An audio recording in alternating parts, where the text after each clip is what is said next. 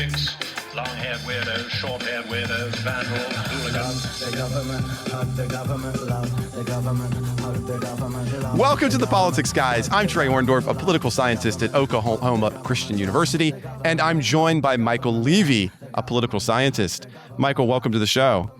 It's great to meet you, Trey. And as we were talking about before the show, listen to you a lot. And first time we're actually conversing. Yeah, it's a lot of fun that we get to be here. And I just want to let everybody know the reason why this time isn't just because, Michael and I are going to make a great team. It's actually because Mike was part of some of the storms that went through the Midwest. It had some pretty serious damage to his house. And so I am your fill-in Mike this week. And that's what we're going to be doing is it's going to be Michael and myself today. I'm excited about this too, right? Because we've both heard each other, but we've never actually had a chance to be the guys, who are on call. Generally, you're always doing this with Mike, and I'm generally doing it with Justin and with Ken. So, I don't know what to see how this all works out. Yeah, we'll see if we're good. We'll see if we're a good team, a terrible team. But as I said before the show, I like the way you laugh. So hopefully we'll talk politics and get a few laughs in. Absolutely. As a matter of fact, this is a true story for listeners. Students always say that you don't need to know where Dr. O's office is because you can track me down from my laughter coming down hallways. And so they'll just say, listen for the laughter in DAH. You don't need a room number. And that's true. That is actually true. So, but I know that we're going to be starting things off with those August 11th primaries. A lot of things going on there, Michael. So if you get to start us there, please. Yeah. So Tuesday night was a lot of ideological whiplash for the Democrats. I think the biggest shock perhaps was Wisconsin, which had record primary turnout and where Milwaukee County Executive David Crowley edged Democratic Socialist Francesca Hong by a narrow 0.4%. Crowley had actually dropped out of the race on July 8th and endorsed Lieutenant Governor Sarah Rodriguez, but he then re-entered 10 days later after her campaign collapsed over financial mismanagement. And Governor Evers backed him. And the field scrambled again less than 2 weeks before Election Day when former Lieutenant Governor Mandela Barnes dropped out. Barnes, who actually came within striking distance of Republican Ron Johnson in Wisconsin's 2022 Senate race, said it had become pretty clear who the Democratic nominee was going to be, apparently assuming that person would be Hong, who led most polls by double digits. He'll face Republican Trump-endorsed Tom Tiffany, who voted against certifying the presidential election results in Arizona and Pennsylvania in January 2021. Minnesota went the other way. Progressive Lieutenant Governor Peggy Flanagan beat Angie Craig for the Democratic Senate nomination and now faces former NFL broadcaster and Republican nominee Michelle Tafoya. Senator Amy Klobuchar won the Democratic governor primary, while Republican House Speaker Lisa DeMuth beat Trump-backed Mike Lindell. In South Carolina, Trump-backed Darlene Graham led a 10-candidate Senate field with about a third of the vote, but faces Freedom Caucus Representative Ralph Norman in an August 25th runoff. And a couple of others. In Connecticut, Governor Ned Lamont saw off a progressive challenge, while former Hartford Mayor Luke Bronin unseated 14-term Representative John Larson after arguing Democrats needed a new energy in the fight against Trump. So, Trey, a few questions. One will be, what did I miss that you found interesting? But 2 and 3 are, what do you make of the polling in both Wisconsin and Michigan? Hong was apparently cruising to victory and lost narrowly. El Sayed in Wisconsin. In Michigan, El Sayed had some polls showing him having a big lead, and he only won narrowly. Are primary electorates just really difficult to model? Is there something going on with progressive candidates? And should we be treating these primary polls with a lot more skepticism? And then finally, stepping back from Michigan and Maine, reset to Troy Jackson. How set are we for the fall field, and what do you think these matchups tell us about Democrats' chances? My goodness, too many good questions all at once. I usually say to my direct reports at work, I give you 5 questions. Answer any, go in any direction you want. That's fair. I think I want to start by responding kind of your question, why are the polls the way that they are? And I think you were starting to already get there. I mean, you're a political scientist. You kind of have the beginning of that answer. And that is primaries are really weird modeling spaces, right? Because you have a very unusual set of people who are voting. And I think sometimes for people listening to the show, it can be, we get this in Discord all the time. You deeply want to say what is going to happen. And so you look at these kinds of races and you try to draw some pretty broad conclusions. And I see the media do this all the time. Well, it's all swinging this way or that way. And that's just the horse race narrative at its best. There's really no empirics there. So one thing to be very cautious about here is, what does this mean overall? That's the harder question. And you've hit the nail on the head. These kinds of items don't model well. Now, that does not fully answer your question about why is this polling so terrible, right? Yeah, because I'm also wondering, as you answer the question, like didn't Wisconsin have like Hillary up 17 points in the general election poll in 2016? Yeah. And as a matter of fact, that's one of the things that we did a 3-man show breaking down the last election, Ken, myself, and Mike, where we really tried to get into the details of the modeling and why these models can fall down. But this is going to be at least the third time that I know that we've talked about on the show, where I've looked at it in detail, where we've had a significant difference between the polling data and what occurred. And when we talk about significant, what we mean here is it did not fall inside the margin of error. One of my pet peeves is in the last election under Trump, a lot of people said, well, why didn't this show up? And the answer is it did show up. It was just all in the margin of error. These are outside of the margin of error. So we can actually criticize the polls legitimately in this case. One possibility, and I'm curious, Michael, if you would agree, do you think that Democrats are not responding to pollsters in ways that will give them the representative sample? In other words, do you think that we're getting weird Democratic biases? This is something that's been talked on the Republican side. Oh, no, the Trumpers aren't gonna respond. But we see this fracture happening among Democrats. Could we postulate a similar thing here? I think that's a possibility. Yeah, I think that there's two. This is my view, and I've done a lot of reading on polls. I for some reason, I'm addicted to polling. I think that there's two things going on. There's probably a 17, but at least two important ones. Fair. One is, how do you model what the electorate is going to look like? And Wisconsin had about 790,000 Democratic votes were cast. And that's about 23% higher than in 2024 in the primary, 46% higher than in 2018 in a contested gubernatorial primary, and 60% higher than 2022, though there were a bunch of weird things going on in 2022. So I think there's number one is like trying to figure out who's going to come out. And then I kind of just like wonder, I'll say like the normies, like, normie Democrats who are, well, maybe they're not so normie, but working class Democrats, African Americans, people living in rural areas where Crowley had a lot of support. They're just not likely to respond to anybody. I mean, everything is spam.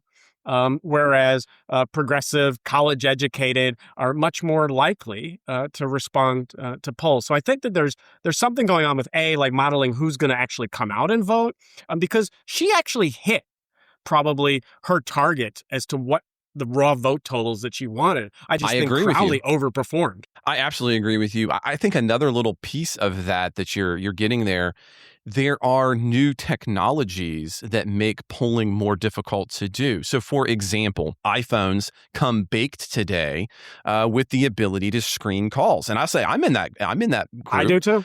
100%. And if somebody's not willing to say this is whoever I'm calling, I'm not going to pick up. And I don't even think about not picking up because the phone's not going to bring it forward to me. I don't think pollsters, and again, I've got my pulse a little bit on this because I send a lot of students off to do data analytics when they get done here at OC. It's one of the big fields that we train for. I can say that there has not been, talking with the people who do it, they don't yet know how to respond to that in a way that gets them through consistently. And because we don't know who's getting left off, like, okay, the two of us both say, yeah, absolutely, that's our default setting. As this comes to more and more phones, we don't know who it is who is most likely to turn it off or to leave it on or to still respond. And if you don't know, you can't respond with a modeling, right? So how do I adjust for that? The answer is, well, until I know who's not doing it, I can't do any kind of back end number adjusting and say, well, I need to reach out more specifically to get X number of whoever to fill that gap. And so I think that's another possibility here that is just not getting enough attention is the technology has changed dramatically over the last 5-6 years. Yeah, for sure. And obviously response rates from the 60s to today are much lower than they were. But maybe for our listeners, like we could go really deep into this and nerd out. But I'm kind of like wondering if we look at the Wisconsin race in particular, I'm kind of curious your take on AOC and Bernie sitting this one out. And it was clear, even though she's DSA, all the left-wing positions and all the progressive positions, maybe, and then some, AOC kind of dismissed it as woke one. But I'm kind of like wondering why you think so many Democratic Socialist progressives sat it out and didn't endorse and kind of came up with excuses as to why they sat it out. I'm just AOC. I'm just focusing on Congress. Like, yeah, right. No, it's presidency, 100%. AOC wants to have a presidential run. It's pretty apparent. She is signaling that already. And you can't remain in that niche if your goal is the presidency. It is obvious over the last few weeks that she has been making that move. And I don't mean that in a negative way. You want to take that go? Absolutely. But this fits perfectly with that, right? It is a chance to back up. I was going to actually bring up it's not the woke one. As a matter of fact, she distanced herself significantly from some of those kinds of positions. Even if you've noticed, she's taken on kind of a new influencer position. She's kind of leveraged into that, which again, that's not an insult. That's how the presidency is shifting to being won, right? We see this with Donald Trump, and she's moving into that space. So she's coming to the center a little bit. She's got to do that now. Doesn't have to be a ton, but a little bit. And why attach yourself in a primary race that all it can possibly do is damage you and make it more difficult in your own presidential primary here in a few years? Let me lightly challenge it because I don't believe necessarily what I'm about to challenge, but like I get the potential for the presidential aspirations, but there was another progressive who has presidential aspirations, Ro Khanna, who did endorse Hong. So what do you think the calculus might have been for him versus her? Ro Khanna doesn't have the same name recognition, right? So in the case of Ro, got to get your name out there. If nobody knows who you are, everybody, you love her or hate her, you say AOC, and that among at least a broad swath of people is a known name. As a matter of fact, if you think about this in terms of, let's get a little wonky. If you were to put up a bunch of representatives' names, very few representatives are going to come up on like, oh, I know who they are if we're going to pull people on that, right? AOC is going to be up there. So she does not have to get the same level of recognition as Ro. Who does? And so my answer is of course you're going to take those positions because it's I want to be seen. Good or bad, I want you to spell my name.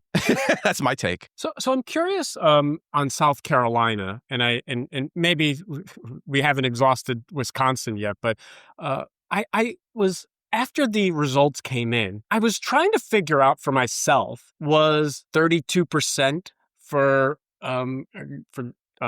Graham, was that a good number or was that a terrible number? Like, because Trump backed her and she still had 70%, 68% of the electorate who voted for a different candidate. So what do you make of her chances in the runoff? Is she a shoo-in or do you think that 32, 33% is maybe her top line? That is such a good question, Michael. And I'll be, in some ways, I was hoping you weren't going to ask it that easily and bluntly, because I don't think I have a phenomenal answer. Well, neither do I. So I would tend to say that it is not a great showing. I would have guessed with the last name of Graham that she, and with the Trump endorsement, that she would have been at least a little bit higher. I wouldn't have put her quite that low. I'm not saying that's a terrible number, but it is lower than, in other words, if you would have come to me and said, hey, you got $100 you're going to put on this, I would have put it higher. And so I would have been wrong. Now, the follow-up question, though, is it so low as to suggest that, it's unlikely for you to win? I still think she has a good chance of winning. But one possibility here is Republicans do have a long history. It's a little schizophrenic of dad and then son and then these kind of legacy positions. Hillary Clinton had that kind of issue. There was the last name Clinton was a little bit tired. So maybe one possibility for this being lower is really? So now it's another Graham. There could just be some fatigue there. Yeah. But that may or may not then translate into, I want a Democrat to win, right? So once you get to that next step, if she can kind of continue to have just enough edge to make it into the general election, right? I don't think that but it could hurt her if I am correct, if it is that fatigue, that name fatigue, that family fatigue, it could hurt her in the next runoff. So I wonder, two questions around this. One is about the challengers. I mean, Trump, what do you make of his mojo within the Republican Party that he wasn't able to clear the field more than he did? I mean, you had Norman and Fry. I'm not surprised Sanford ran. But so number one, why do you think he didn't have why wasn't he able to clear the field? But second, I'm kind of wondering if the Mark Sanford 15%, if that signals anything about where the Republican Party is, because Trump typically has about now 80% support, and if his number is kind of like the Trump approval rating or disapproval rating in South Carolina among Republicans. Ooh, that's a good way of thinking about it. In other words, so he's the disaffected non-Trumpers, effective is what you're possibly the there. Proxy for disapproval. That could be the case. I'd have to think about that a little bit more. Your broader question, because I don't think I have a great answer for your micro question. That's something that I'm meant to ponder.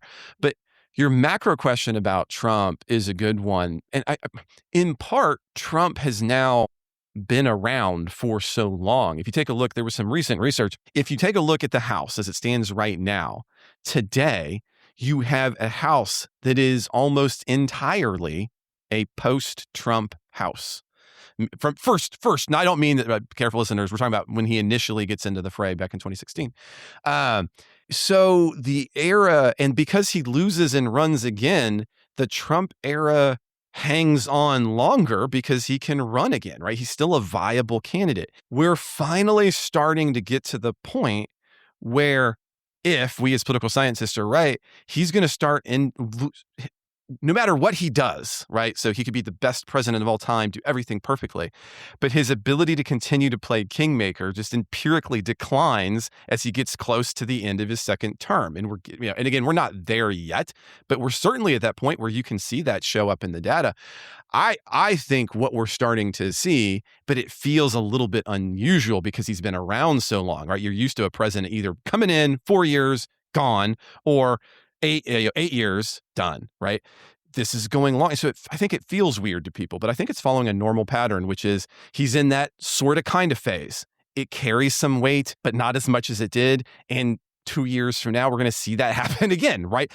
That's the nature of what happens to presidential candidates, but it just might be unusual to people who've been used to a Trump who's been dominant, in part because he lost. I know that seems weird, but because he loses to Biden, he actually ends up getting a longer period of having that ability to play kingmaker. But Trump has never lost at anything. So well, I mean, that is true. I mean, who knows? I mean, he could be running for a third term as we speak. We could go down the rabbit hole of the 2020 election. So maybe I'll just ask a question around one of the remnants of that in this election, which was I was really happy to see Mike Lindell get kicked in the pants or in the pillow against Lisa DeMuth, and I'm just so happy. But he wouldn't concede the election. There's almost calls of fraud that he's pulling out. So what do you make of your I don't know if you still call yourself a Republican or a former Republican. What do you make of that grip of this election denialism fever that exists? Is that something that we have to worry about going into not only 26 and 28, or is it just and 30 and 32, or do you think that it'll dissipate after Trump leaves the stage? I think the air It won't all come out, but I think a lot of the air is going to come down. And I won't lie, I was probably even more excited than you were to see some of these guys get what I feel is being their comeuppance in my own, like for my team, right? I am sick. Yeah, again, guys in the politics, listeners from the politics, guys, you know my positions on this. It's not a big secret. I am so fundamentally tired with we can only lose when things are, screwed up, and that's why we've lost. And, this is the demonstration. And Lindell is just such the perfect, I mean, he's not the only person. I mean, as you mentioned a second ago, isn't it, over in Connecticut, who went, I'm blanking on his name, I had it right here. Well, if you're talking about the election denier, it's Tom Tiffany in Wisconsin. Tom Tiffany. So he wins, of course. I mean, you don't get to take the double victory lap, but I am happy to finally see some of these hits. Now, your broader question, though, is what does that mean moving forward? Look, you can't put the genie entirely back in the bottle.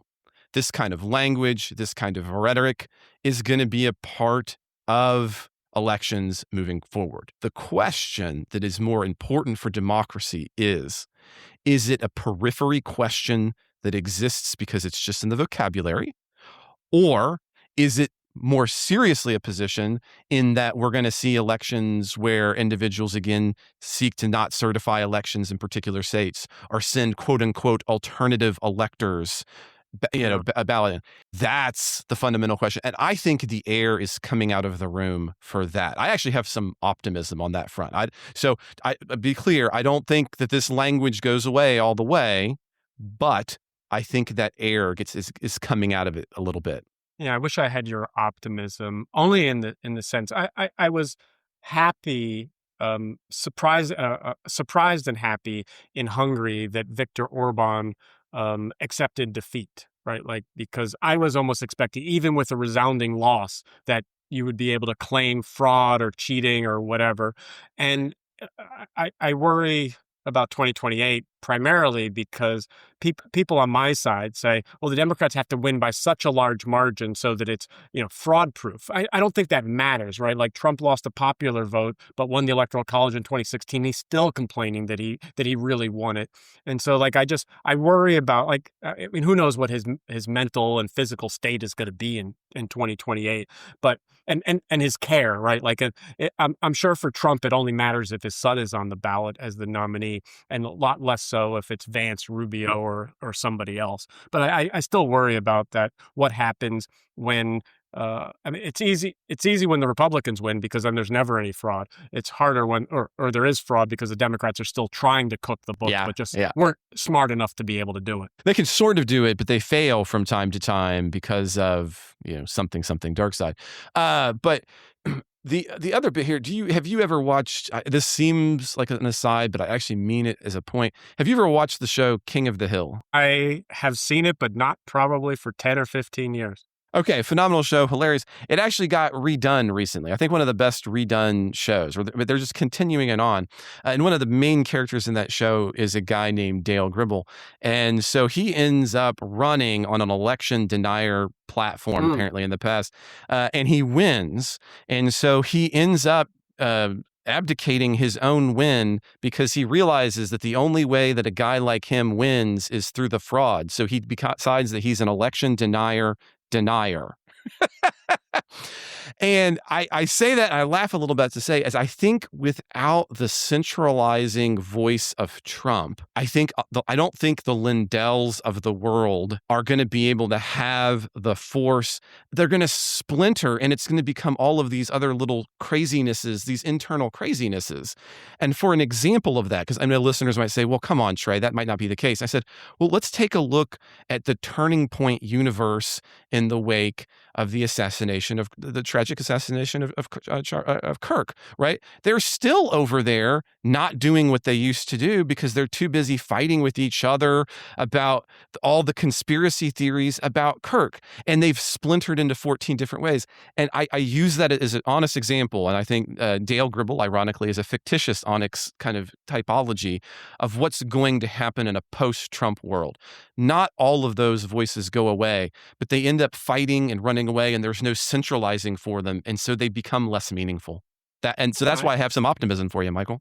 As we get into 2028 at some point in the next 2 years, I'd love to have conversation with where you see the Republican Party, goes, because I'm kind of wondering, let's just say that it doesn't necessarily slingshot back to what the party was before Trump. No. But if it can start to attract people like you back into the fold, it's more normie Republican. What does that do to the coalitions that have started to form with, white working class moving over to the Republican Party and white suburbanites moving over to the Democratic Party? Do we start seeing some transfers? But again, that's probably for a podcast in a year or two. We've talked about that, doing something like that before. That might even be like a more than one. We've done multi-host shows, and I think we should do that at some point. But I also think we should probably pivot for a second, take a brief break, and then come into our second where we're going to take a look and talk about executive orders on childhood vaccines.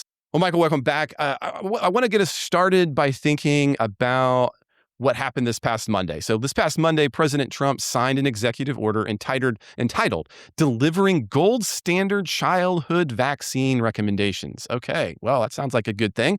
Well, what it did was it overhauled the federal immunization schedule guidance directed by Kennedy Jr. Now, this order does a bunch of things, but I think at base, the thing that we're going to really want to talk about is it drops the childhood recommendations from 18 to 11. That's the total number of vaccines that kiddos are supposed to be getting. And out of those drops include shots like recommendations for hepatitis B, for the flu, and not as surprisingly, COVID-19. Now, but the one that I think we're going to probably spend or need to spend a lot of time thinking about and chatting about is it also wants to take the MMR vaccine. So for those of you who don't know, that's mumps, measles, and rubella. That is a single shot that kiddos get for all three of those at once.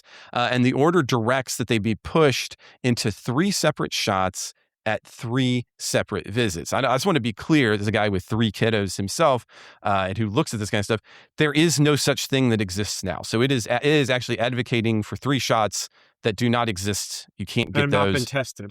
Haven't been tested, haven't ever happened, right? So I just want to make that very clear. So even with this order, that can't happen tomorrow because there is no such thing. However, the reason for that argument is, and Trump made this clear in his press conference, was you can't keep putting these soda bottles full of drugs into kiddos, his words, not mine. And then things happen, quote unquote. Now, at the same time, this has led, we've seen this in the United States, Michael, right? We have a resurgence of measles in a number of locations in the United States. This is not a hypothetical. Kiddos have died about this.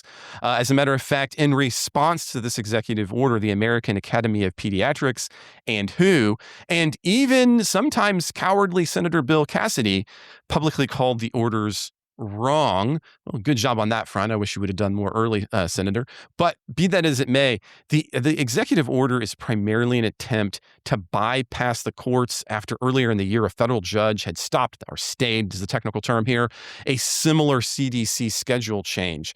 And that's where we are. And so, Michael, I'm curious on your take. I mean, this is one of those areas where we're talking policy and politics, but also just some empirical scientific reality. And we are scientists, like we try to follow things. I mean, again, I'm not a medical doctor, but it's hard not to wade into this a little bit on this issue. So I am curious on a scale of 1 to 10, where do you fall on this is bad or is this just stupid, right? So maybe 0 is stupid and 10 is all bad. All stupid, all bad is somewhere in between. Can it be stupid and bad? It can be stupid and bad. I just didn't know if you thought there was where that breakdown was. So yeah, so I have so much to say. And if we ever do have video shows, and they're coming, by the way, they are coming, listeners.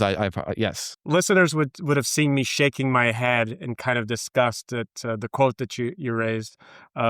But I sort of like thinking about calling it gold standard. I'm like, everything with Trump has got to be gold, and but.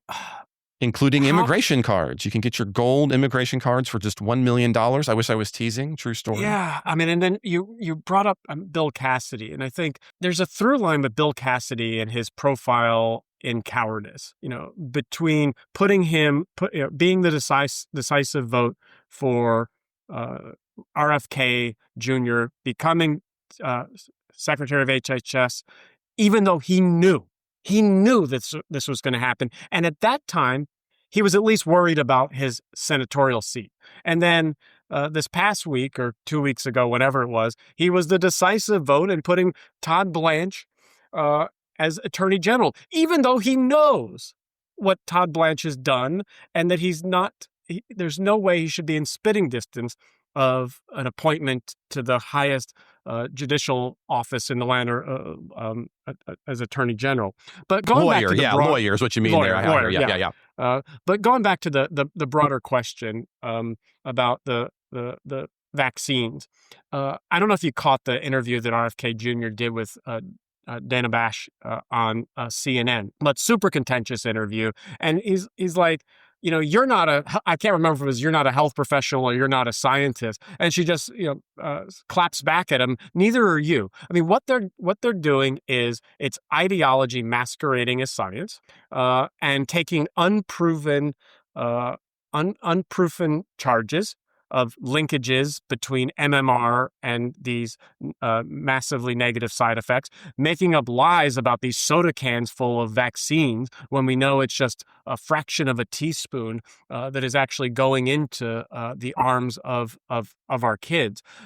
And so it's hard to even be calm or logical about this because there is no logic behind it. It's just Robert F. Kennedy believes vaccines are harmful, that there's a link between autism, even though there's dozens and dozens, if not hundreds and hundreds of studies that have proven that it's not the case. And what's gonna end up doing is it's gonna result in fewer vaccinations because, as you said, if we split it into 3 and eventually that goes into effect, there's going to be missed doctor's appointments, missed vaccinations, the herd immunity that is supposed to come isn't going to be there. And Donald Trump doesn't have to live with these consequences. No, he's 80. I mean, he's never going to be, I mean, I don't mean that in a mean way, but you're absolutely right. He doesn't have to live with them. And there was another, I can't remember who the interview was with Trump, but he was talking about remembering when he would bring his kids to take the vaccines when he would, and I just want to call BS that Donald Trump ever, I have no factual information on this, that he ever took his kids walked to get into the their PCP vaccines. Office and went, oh yeah, here we are. Let's go through the paperwork one-on-one. No, I am with you. This is a difficult one. Again, I've got 3 kiddos. I mean, anybody who does the show, this. I'm a person. I don't hide this. I'm a chronically ill individual, right? And so this matters to me. It matters to my kids. It matters because people around me, and I want to protect them as well. To be clear, what makes this is particularly hard because the history of it is so ideologically strange as an issue, right? So the anti-vaccine movement begins as kind of a left-leaning, crunchy position. It does. And there it is. And that's actually where RFK seemingly gets into it to start with, right? He gets into it when it's this leftist thing. What changes that is COVID-19, right? As you get up to the outbreak and the virus, there becomes this whole political pivot where vaccines become an ideological flag. I would say among people that I talk with, there is no quicker way of finding their bucket than having them either just asking or them offering. Here's where I was on the vaccine. The vaccine has become a signaling point. And I think for most people, so we're sitting here and we're talking about the specifics of the MMR and the flu, there's efficacy. I mean, so for example, the flu, if you're just looking at the actual empirical data, the flu shot is one of the absolute safest, lowest incident rate of any possible harm. I mean, of any kind of shot that you can have. And it has one of the biggest, both individual and collective upsides. And yet the uptakes for that have decreased precipitously down in the post-COVID era because shots have become ideological. And it's weird because you still got a little bit of those lefties who they don't come out and scream it anymore because it's a right-wing issue, but they're hanging out there. And now you've got all of these right-wingers, and I don't want to call them exactly right-winger. That's not perfect, but this kind of ideological MAGA line in the sand is, you're not going to put these things in my body. And I don't know. This is, I was the optimistic for the last. I am pessimistic about this one, Michael. I have yet to be successful either in a big public way or in a one-on-one way when I'm interacting with students or others, actually helping them think about these kinds of items. I have not been successful. I have tried many different kind of strategies. I've thought about it. I don't know what you do in a universe in which it is presupposed that putting things into your body is ipso facto unnatural and ergo bad. What do you do? I mean, they wouldn't mind putting some things in their bodies. Not all of these folks, but I should say through a shot. Yeah, and go back. But I think there's two things I wanted to ask you a little bit about. I mean, one may be more of a statement than a question, but the second will definitely be a question. So I was thinking about the Maha movement in general and progressives like me. Because I think that there's a tendency to take all of what RFK Jr. is doing and kind of just have a knee-jerk negative reaction to it. And there's certainly things that he has been pushing, whether it's about nutrition or metabolic health or ultra-processed food. There's certainly things that no matter where you are on the ideological spectrum, there's things as in the U.S. that we have to get a handle on. But when I think about that lack of vaccination rates and difficulty in convincing folks, how much of that was based upon like fear, right? Like that we went through this global pandemic and how many people died and how many people got sick, and the medical establishment, took them, either they couldn't figure it out or they didn't figure it out, but also that, whether I don't buy into the whole Fauci as a diabolical person, but there were a lot of missteps from various public health officials. And so if you start seeing that there's a lack of certainty because science is sometimes uncertain, that listening to a Donald Trump or an RFK, they have that air of certainty and confidence behind them. So I'm just wondering where the public health establishment failed conservatives to drive them down the path of suspicion and apprehension. That's a really good question. I think it begins by, look, when you go to the doctor, right? You go to your PCP or you go to your specialist. For most people, something is wrong and you want calming certainty, right? This is what we're going to do next. Now, let's be honest. Behind the scenes, your doctor is making a variety of judgment calls based on or they should be, right?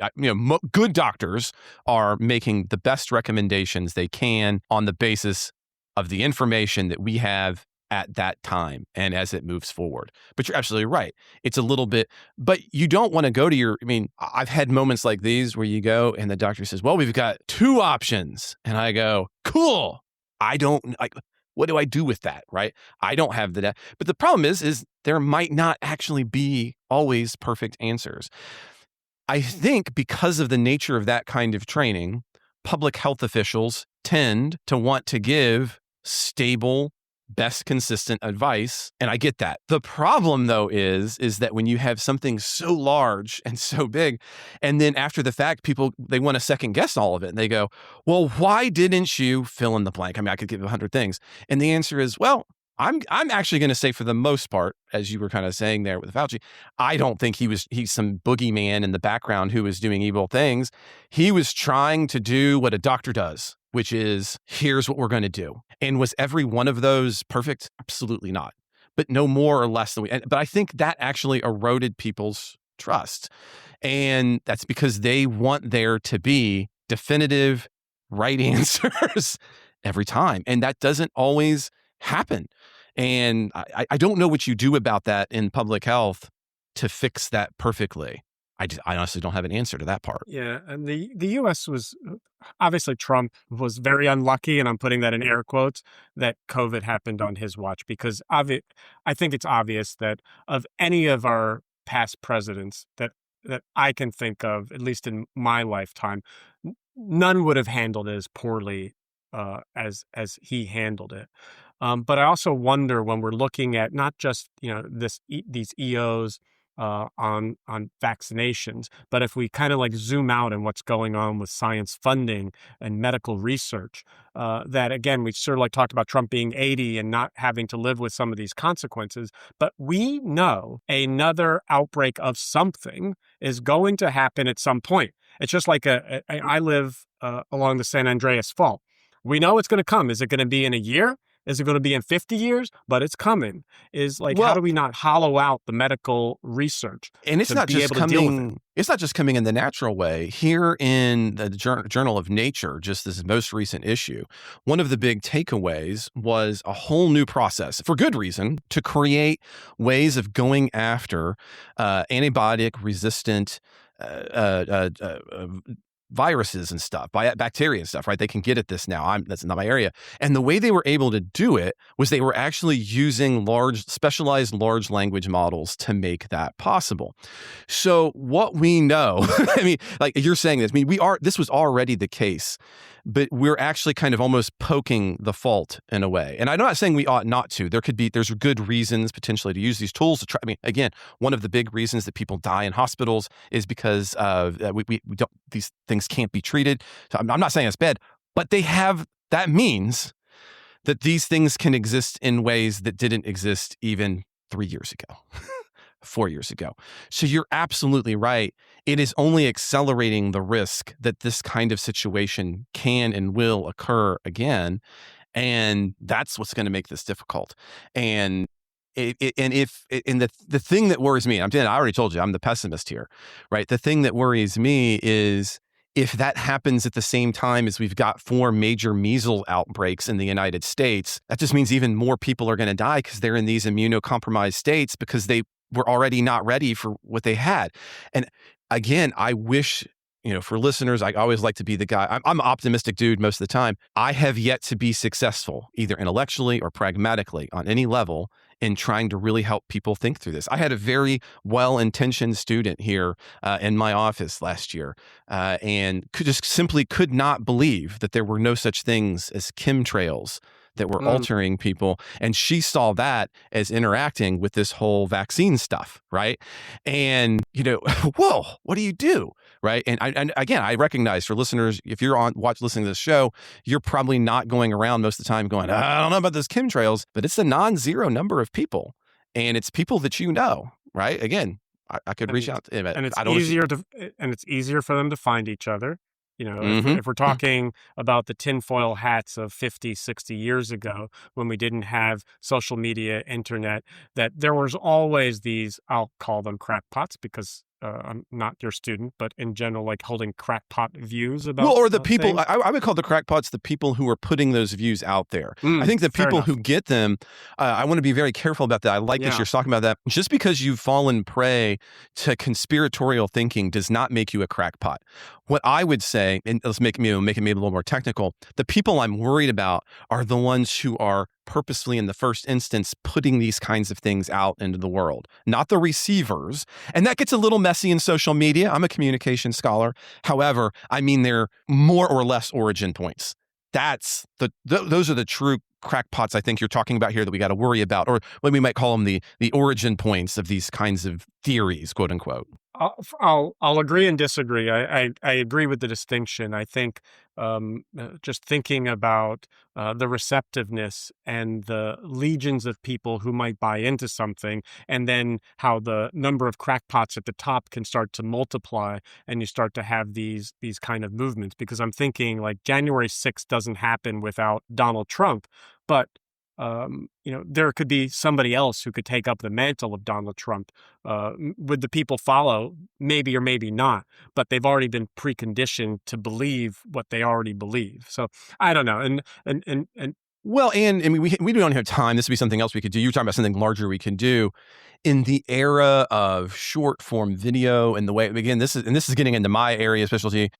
People are almost inclined towards conspiratorial thinking because of the way that we interact with people, right? It's almost baked into the actual communication methods. One of the things that I try to help students with when they're thinking about this is no matter what modality of communication we're talking about, it has inherent biases about how we then think and learn about it.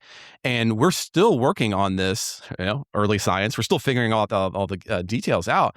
But it is clear that, the kind of quick scrolling, quick bits of text does not lead to critical levels of thinking.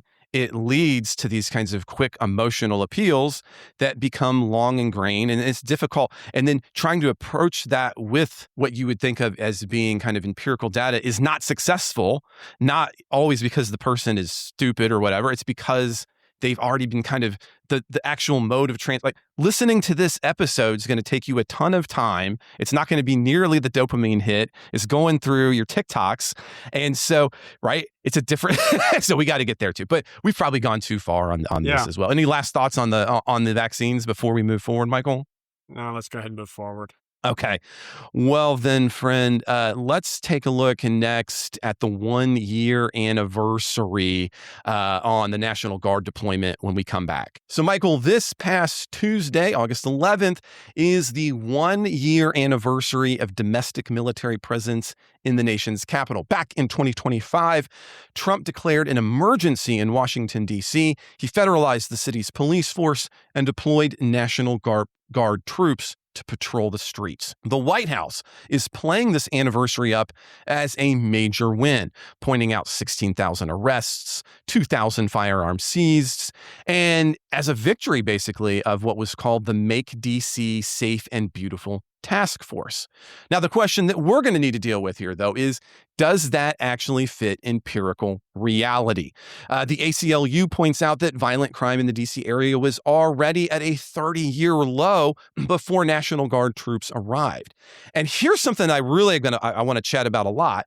We now have confirmation from the Pentagon that the deployment will stay in place through 2029. That's right, 2029, or 3 major years. So heads up, we're just kind of curious on the cost side, that's been costing and will continue to cost $3 million a day for the next 3 years. So, Michael, I guess my question for you, if I'm going to be a little cheeky about it, is do you think military checkpoints are a permanent fixture for American citizens, at least in the Capitol?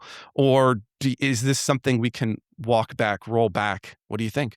Well, I love the fact that Donald Trump has suggested that there's an emergency that requires the deployment of our Guard troops to D.C., but we know that it's going to be over in January 2029, which somehow, I don't know what's happening in January 2029. What is it? I don't know what happens in it. I think that's when the emergency's over.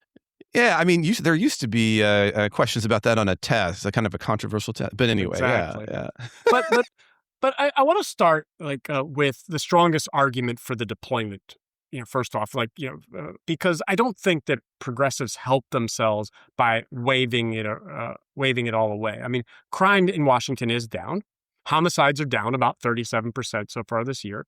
Federal officials can point to the thousands of arrests and gun seizures that you talk about. And if you live in a neighborhood in D.C. that feels safer, you're not crazy for caring about the real decline. And you might be a little bit open, even if you're a Democrat, to safer streets, safer cities. But there are 2 problems with that. First, crime is, as you said, crime is already falling before the Guard arrived. So crime went down is not the same thing as the Guard caused crime to go down. And Washington is not remotely alone. Homicides are down 18% across American cities this year, major American cities. And Rochester, New York, saw homicides fall 76% in the first half of 2026 without anything resembling a National Guard deployment. So, yeah, DC's decline is significant, but it's happening. But Trump is Trump. Trump's going to take a victory lap wherever Trump can take a victory lap. And I'm happy. I have my nephew lives in D.C. I'm happy that crime rates are going down, but crime rates are not the result of crime rates going down are not the result of the Guard. No, and that's an excellent point. When you take a look at the stats over time, I'm looking here specifically at homicides as just being a kind of a proxy measure for us.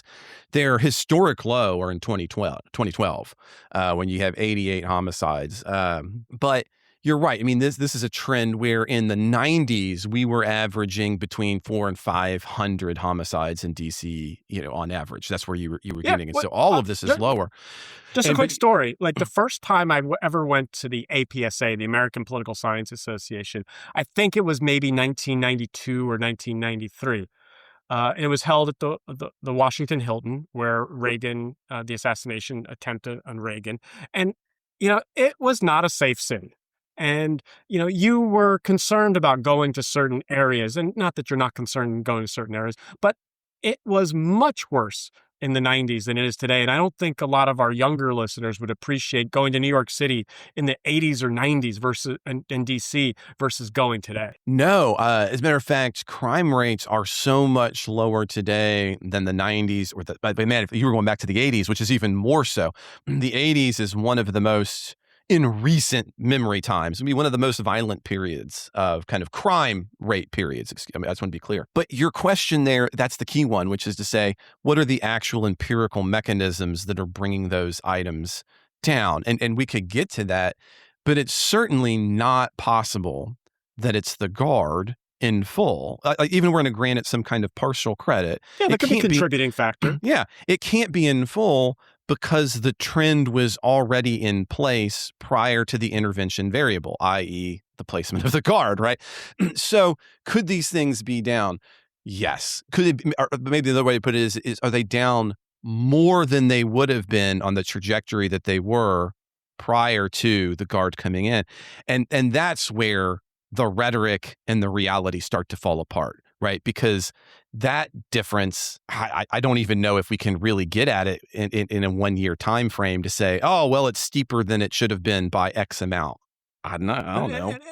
And if you're a fiscal conservative, like you brought up the $3 million a day, and that's not nothing. Thinking about spending $1 billion a year for the next couple of years, and you want to have some analysis or understanding of what the marginal benefit is compared with the spending on investigators, prosecutors, police recruitment, violence intervention, addiction, like all of the things that you could do. And DC was not a perfect place before. It's not a perfect place now. There are a lot of cities that are wonderful places in some areas and have challenges with whether it's homelessness or crime, whether it's homicides or petty crime or whatever the case may be. But I would think that I would love to see Elon. I would not love to see Elon Musk come back for Doge, but just sort of like do a cost benefit analysis of the spending versus the results. That's an excellent question, which is to say, and this is always one that can come up in politics, which is who's willing to spend how much for what thing, right? Because most of the time when we talk about spending is too high, push comes to shove, we're not talking about spending's too high. We're saying spending on your things is too high and spending on my things is too low. And we want to rejigger the spending. We don't really want to bring it down. And this is, I think, a good example of that. But to get back to the victory laps and the go, you had brought it up a little bit, and I do want to bring this back. I think one of the reasons that Democrats have struggled with the crime problem is because they don't actually understand the science. Here's what I mean by that. Crime rates, most places in the United States have been trending down. They've been trending down a lot. We are one of the safest periods of time. However, that's not what drives people's policies. I mean, we've known this forever, right? Early studies showed that people's desire to respond to crime does not result from the amount of crime that they see so much as how much crime that they see through secondary sources, right? So if you're watching a lot of crime shows, or if you're getting that counts as data in your brain, if you will, and it makes you heightenedly aware to say, I need to be safe. I don't want to be hurt because these things are going on. I think one of the problems that the left has had is they want to wave the we're safer sign. And I'm like, yeah, you're 100% right, man. But that's not what people are responding to. And we've known this as political scientists forever. It has nothing to do, ironically, with the actual empirical rate of crime over time, because everybody doesn't experience that mean anyway. That's not how it works. And it's not evenly distributed. What is evenly distributed is how we perceive those issues about crime. And that's where I think the left has failed, right? Because they keep going, the data is wrong. And I always want to scream at them and say, yeah, you're absolutely right. But that's not why people are voting the way that they are. And that's why the rhetoric from the Trump administration is going to seem successful, even if the data does not back it up. And I think that's where it's a communication problem. It's what I was trying to get at. So I agree and I disagree. So I think on the agreement is there is a huge communication problem. I mean, Democrats, liberals have never been good at slogans. Make America great, no new taxes, Republican stuff, contract with America. I mean, what have been a lot of the left wing or progressive slogans? Abolish the police. We talked about that last week. Yeah. And those are not going to be very popular. But where I think the left has failed in this regard is that, on the communication side and coming up with slogans that make you feel good but don't actually do anything, is the experiences that individuals have in their own neighborhoods. If you live in a neighborhood that has crime, or as you talked about, the secondary sources, you can kind of see it going around if you're in Nextdoor or whatever the websites are, and you're hearing about these things, it makes you fearful and could change your behavior or your actions. I mean, think about, I don't know how you were as a kid, but, my parents in the summer, just go out, take your bike, go to the park, absolutely, come back in 8 hours, just come back for dinner and you're fine. Not that there was no crime in my town, but because there was, but there was just that feeling, that sense of safety that could be punctured if something actually happened around town. But I think that, so when they were interviewing folks, when the National Guard was originally deployed, I remember the New York Times Daily podcast was interviewing folks in D.C., and some of these folks, liberals, Democrats, progressive, but they were experiencing crime in their neighborhood. And there's if somebody can do something about it, then I would like to see it done. But I think to the broader point that you were talking about, I want to bring back, because you were asking about these government checkpoints, is the thing that does worry me is the normalizing of putting thousands of troops, whether it's ICE or the National Guard, putting thousands of troops in the Capitol or elsewhere, that it just becomes normal. And I wonder if the shoe were on the other foot, right? And Gavin Newsom comes in and somehow, he think about things that our listeners might have to Google if they're not of a certain age, like Ruby Ridge and Waco. But if Gavin Newsom comes in and says, hey, there's this cult or there's this militia movement, and so I'm going to send in federal troops to go knock down the doors and take the I just worry that it could start to become normalized. And that comes to what happens when the Democrats take over the Justice Department. Is there a retribution factory that happens there? I just worry about that normalization of a lot of things in the Trump era. No, that and this one particular is so key. Ken and I have been going through the Federalist Papers. It's been a lot of fun project. We've done it for the bonus shows, for the listener exclusive shows. As a matter of fact, we're going to be doing one in a minute ourselves. Not on the Federalist Papers, to be clear, but we're going to be doing wasn't ready for that.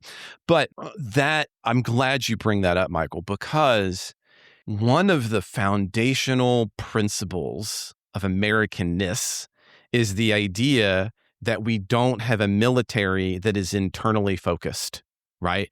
And they are purposefully externally and only externally focused. Matter of fact, early on, it would be shocking for Americans today. This would never have traction. The idea that the military would be around all the time would have been considered a problem, right? Because it might be used internally. It would be turned internally, and that'd be a problem. That's why we wanted to remain. It was one of the responses to anti-federalists to say, well, all that police stuff, that's going to happen with your home rule, might be the way to put it. And here in D.C., it's not a state. I recognize that.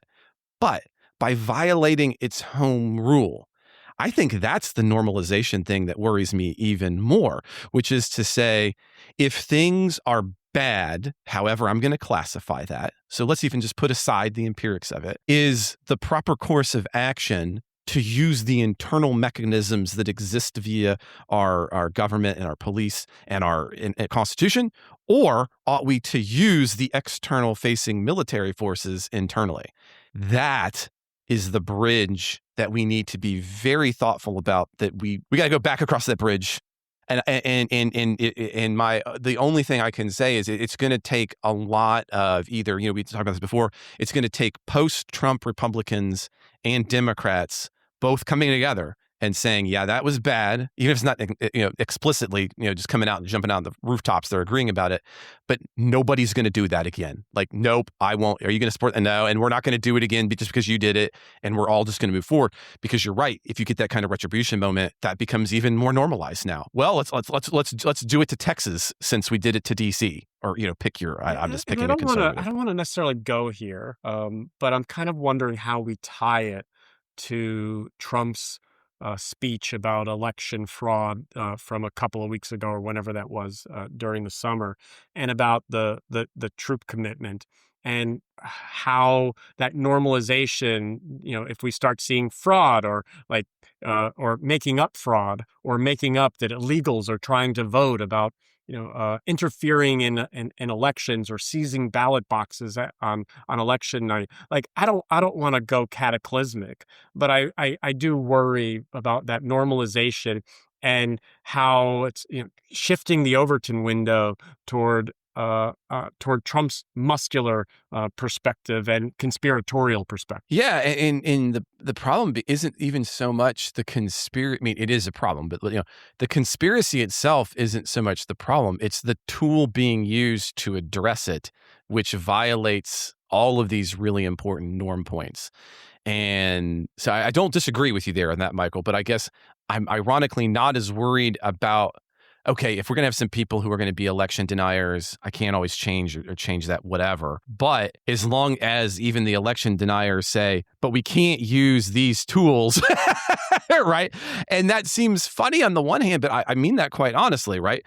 That there are these items that we don't do this. We don't use military internally. We don't, fill in that blank. But So Trey, maybe it's like an exit question for the whole.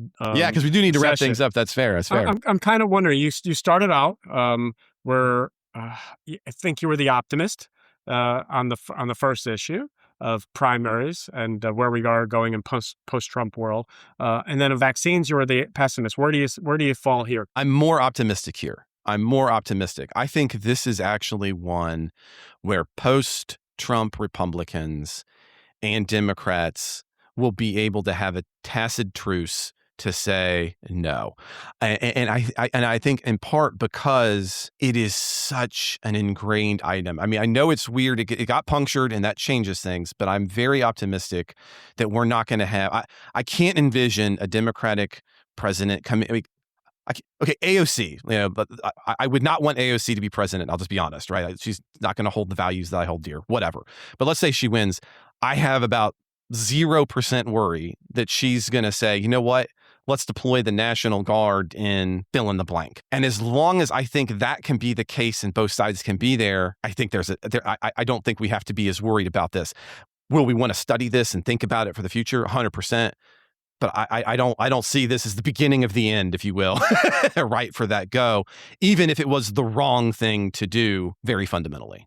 There's my optimistic view. Well, it's good to end on a positive note. Yeah, we got to end. So, well, on that note, Michael, thanks for being on the show. It's a lot of fun getting to do this with you. Like, I don't know. Yeah, I'm like, again. I love talking to Mike, but I'm like, hey, maybe Mike is Wally Pippin, you're Lou Gehrig, and we'll still have more conversations. That's true. I mean, look, Mike needs a break every now and then, and it's fair. So, but the good news for listeners is we're not done yet. So Michael and I, as soon as this show is over, we are going to be recording the midweek supporters exclusive show. It's always a lot of fun. We do all different kinds of things. I mentioned earlier, Ken and I we went through the whole U.S. Constitution and the Bill of Rights. rights, but now we've been doing the Federalist Papers. That's been a ton of fun. You can also find that on Substack, but that is for supporters. Likewise, Justin and I are getting through and going to be done with contemporary political ideologies, which has also been a blast.